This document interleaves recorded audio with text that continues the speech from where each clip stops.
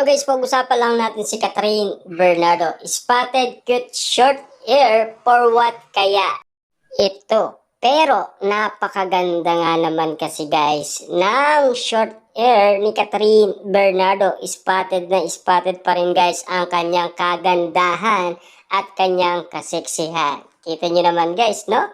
Grabe nga naman kasi yung alindog ni Catherine Bernardo. Sigurado guys, lahat ng kalalakihan ay mapapanganga naman kasi guys dahil sa kanyang kaseksihan at sa kanyang kagandahan. Siyempre guys, no?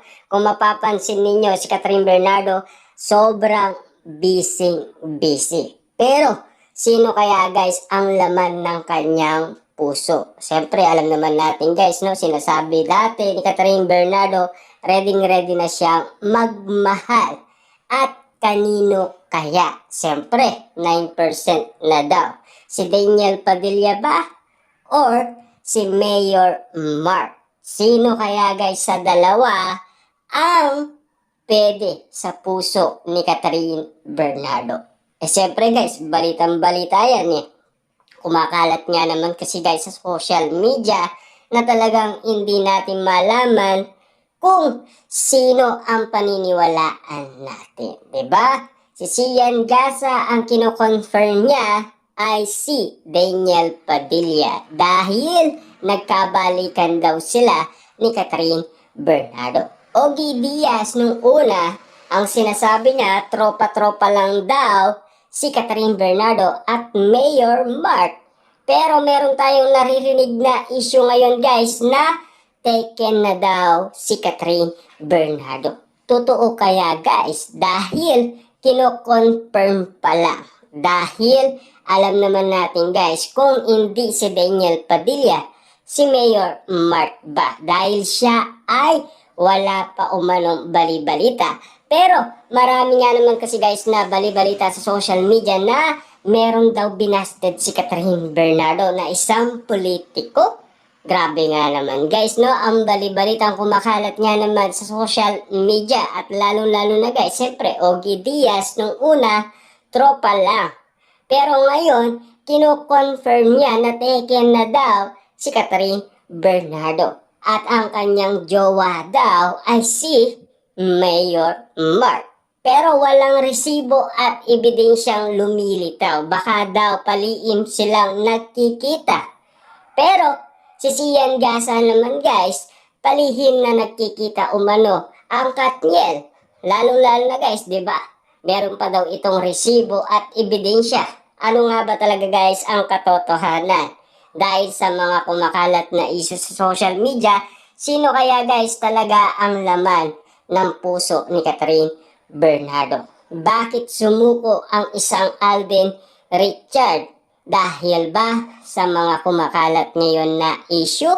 At lalong-lalo na, hindi daw talaga type ni Catherine Bernardo si Alden Richard. Tama nga ba ang naririnig natin guys na kumakalat ngayon sa social media kung bakit pinatamaan ni Alden Richard si Catherine Bernardo? Noon, umawit nga naman ito na talagang wala daw may gusto sa kanya. Grabe nga naman guys, no? Hindi niya nasungkit ang matamis na oo ni Catherine Bernardo. Pero meron nga naman pinag-uusapan noon. At lalo-lalo na guys, bago dumating ang 2025 ay pinag-usapan na sina Catherine Bernardo, Alden Richard. Pero hindi nagkatotoo guys ang mga hula at prediksyon. Kita nyo naman guys, no?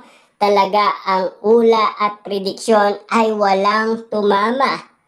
Pero ano nga ba talaga guys ang katotohanan? At sino nga ba talaga ang tunay na iniibig umano ni Catherine Bernardo? Tanging siya lang ang pwedeng makapagsalita niyan at pwedeng makapagsabi kung sino ang laman ng kanyang puso. Pero pinipilit kasi guys ng ibang tao si Daniel Padilla at Mayor Mark. Dati ay tropa-tropa lang. Ngayon, meron ng balita guys na jowa daw ni Catherine Bernardo. Grabe nga naman guys ang balita. Hindi na natin alam kung makatotohanan nga ba ang kanilang sinasabi. Tama nga ba guys lahat ng issue sa social media ngayon na kumakalat niya naman kay Catherine Bernardo.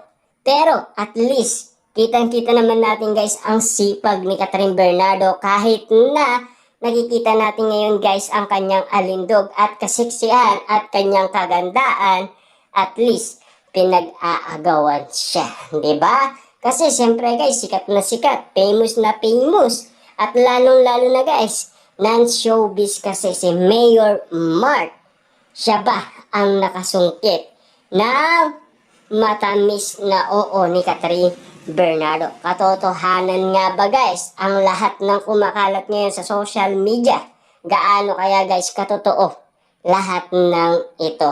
Una, nagkamali si Ogie Diaz guys na sinasabi noon, tropa-tropa lang. Pero biglang nag-announce muli si Ogie Diaz sa kanyang social media na jowa daw ni Catherine Bernardo si Mayor Mark. Ano kaya guys ang katotohanan? Ngayon, kino-confirm pa lang. Pero si Sian Gasa, meron daw siyang ilalabas na ebidensya at resibo patungkol umano sa Katniel. Ano nga ba talaga guys ang katotohanan na pinag-uusapan sa social media? Makatotohanan kaya guys lahat ng kanilang sinasabi? At kung ano nga ba talaga ang katotohanan? Tanging si Catherine Bernardo lang guys ang pwedeng makapagsalita nito kung sino talaga ang kanyang iniibig, di ba? Pero ngayon guys, sobrang busy niya. At sinasabi naman guys ni Ogie Diaz, si Catherine Bernardo daw ay pumupunta nga naman kasi sa location ni Mayor Mark. Totoo nga ba ito guys ang bali-balita? Akala ba natin magkatropa lang sila ayon kay Ogie Diaz? Pero bakit meron pa ganon?